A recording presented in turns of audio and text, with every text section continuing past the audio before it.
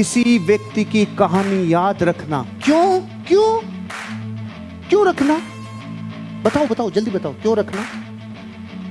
अभी तो जैसे उसको पता चलता है आप तीसरी गली में रहते हो, वैल्यू करना बंद कर देता है। और आप लोग 200 किलोमीटर दूर रहता है वहां से। ओह अच्छा, आप जिस कॉन्टेस्ट को विन करना चाहते हो, चाहे आप मनाली जाना चाहते हो, चाहे आप थाईलैंड जाना चाहते हो, जहां आप पिन करोगे। दो दोस्त थे, रामू श्यामू, और गणित में महान निकम्मे थे, गणित में महा कमजोर थे, जैसा मैं हूं, बिल्कुल गणित zero. Remember a person story, किसी व्यक्ति की कहानी याद रखना। हेलो, सो रहे क्या? मैं फ्लो में पूछता हूं तो लोग ये भी कहते हैं हाँ सर सो रहे। किसी व्यक्ति की कहानी याद रखना। क्यों क्यों क्यों रखना? बताओ बताओ, जल्दी बताओ, क्यों रखना? रिलेशन बनते हैं। ओके ओके, और बताओ। देख के प्रोत्साहित होता है, और वो अपना बन जाता है, और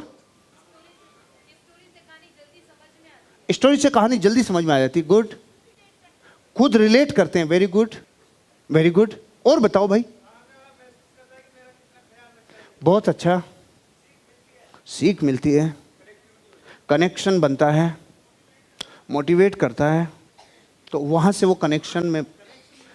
वेरी गुड सर, आप सब लोगों ने बहुत अच्छा बताया, मजा आ गया। मूल तक नहीं पहुंच पाए, मूल विश्वास बनता है कहानी। Very good. अब सुनो मूल, मूल आप भी बोल लो भाई साहब, संघर्ष कर। Very good. अब सुनो मूल। किसी व्यक्ति की कहानी इसलिए क्योंकि अभी आपकी कहानी पे वो विश्वास नहीं करेगा, आपकी कहानी बनने में भी टाइम लगेगा, दूसरों की कहानियों से काम चलाना होगा। एक दिन आपकी कहानी जिस दिन चलेगी उस दिन लोग आपकी कहानी बोलेंगे, पहले दूसरों की फिर आपकी। अभी तो जैसे उसको पता चलता है आप तीसरी गली में रहते हो, वैल्यू करना बंद कर देता है। और आप लोग 200 किलोमीटर दूर रहता है वहां से। ओह अच्छा सर आए, आइए सर, आइए सर, कुछ समझे? आप तो उसके सामने बैठे हो, आपकी कहानी टाइम लेगी। जब कोई दूसरा आके आपकी कहानी सुनाएगा, अभी उसको दुनिया की सबसे अच्छी कहानी तब लगती है जब कोई दूर बैठा हो। दूर के ढोल सुहाने लगते हैं। इसका मतलब यह है किसी व्यक्ति की कहानी को याद रखो, एक मतलब। दूसरा मतलब जो आप सब लोगों ने बताया, जब भी कोई चीज समझानी हो और वो समझे तो कहानी, नहीं समझे तो जो 4-5 नाटक होते हैं ना प्लान के बाद, उन तीनों चारों की एक कहानी आपके पास चाहिए। वो समझ जाए तो वो कहानी जो लोग दुनिया में पहल करते हैं, उन्होंने इतिहास रचा है, आपने इमीडिएट डिसीजन लिया, डिसीजन की कहानी। अगर वो ढीलू है, 3 फॉलोअप हो गए, समझ ही नहीं रहा, मानता ही नहीं है, समझता ही नहीं है, दूसरी कहानी। ना नट रहा है ना पट रहा है, दूसरी कहानी। मतलब जब भी इंसानों को प्रभावित करना हो, आप लोगों के दिलों पे राज करना चाहते हो, इस बिजनेस में लोग आपको भर भर के पैसे देंगे। आप जिस कॉन्टेस्ट को विन करना चाहते हो, चाहे आप मनाली जाना चाहते हो, चाहे आप थाईलैंड जाना चाहते हो, जहां आप पिन करोगे वो वहीं पे होगा। कब? जब आप उसके लिए एक कहानी रखोगे। और कहानी मेहनत मांगती है। हेलो, पैसा इधर से आएगा। कहानी मेहनत मांगती है। एक कहानी मिल जाए तो बाहुबली मूवी बन जाती है। कहानी को ऐसे हल्का मत समझना, कहीं भी मिल जाएगी। कहानी पे मूवी बन जाती है हजारों करोड़ की।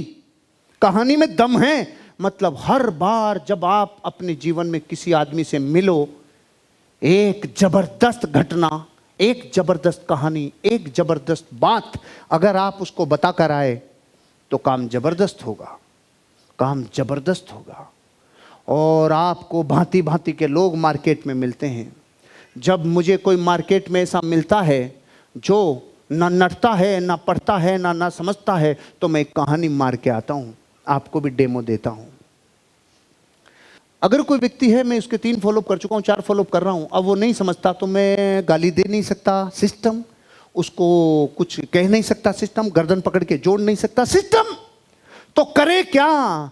उसे उसी के हालात से रिलेट करने वाली कहानी जब सुनाते हो तो भिगो के और पता भी नहीं चलता कि भिगो के सलटाया है और काम भी हो जाता है। दो दोस्त थे, रामू शामू, और गणित में महा निकम्मे थे, गणित में महा कमजोर थे, जैसा मैं हूं। बिल्कुल गणित जीरो, हिसाब का पक्का है, मैं गणित का जीरो है। तो वो भी गणित में बिल्कुल जीरो थे।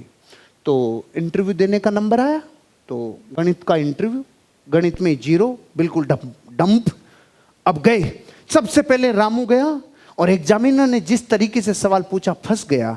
एग्जामिनर ने बोला, मान लीजिए आप ट्रेन में यात्रा कर रहे हैं और आपको अचानक गर्मी लगे तो आप क्या करेंगे? उसने बोला, अगर आपको गर्मी लगी तो आप क्या करेंगे? कि साहब मैं खिड़की खोल दूंगा। कोड सही है, मैं खिड़की खोल दूंगा।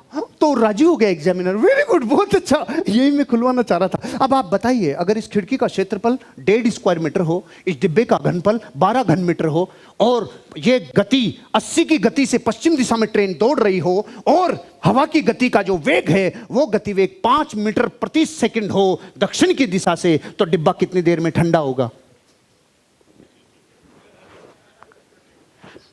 नहीं पता, यू आर फेल, आप फेल हो गए, बाहर जाइए। वो बाहर निकल के सबको बता दिया, अरे शामू साला ये सवाल पूछा है, बहुत खतरनाक है, तैयारी करके जा। अब शामू से क्या तैयारी होती, लेकिन जितनी हो सकती थी हुई। अंदर गया, मान लीजिए आप ट्रेन से यात्रा कर रहे हैं और आपको अचानक गर्मी लगी तो आप क्या करेंगे?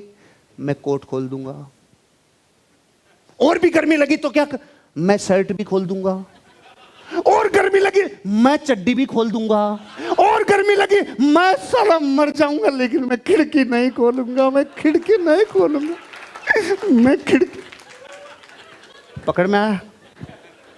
कई कलमुए होते हैं ना, मेरे अभी टाइम नहीं है, अभी मेरे पास पैसा नहीं है, अभी मेरा मकान बन रहा है, अभी मेरे बच्चों की शादी होना बाकी है, अभी मेरे तो ये साले सब खोल देंगे, लेकिन ये जुड़ेंगे नहीं। ऐसे कलमुए मिलते हैं कि नहीं मिलते? मार्केट में जब ऐसे मिले तो ऐसी कहानियां सुनाओ, आपको जरूर पैसे देंगे, ऐसा मेरा यकीन है। नहीं तो साला खिड़की खुलवाओ, आप कैसे भी खिड़की खुलवाओ, खिड़की खुले बिना नहीं आएगा। जंपिंग थ्रू द विंडो इसी को बोलते हैं। आपको ड्रीम की खिड़की खुलवानी होगी। Are you ready? Are you ready? Tension तो नहीं है? सब ठीक है? बहुत अच्छा, बहुत अच्छा, गुड।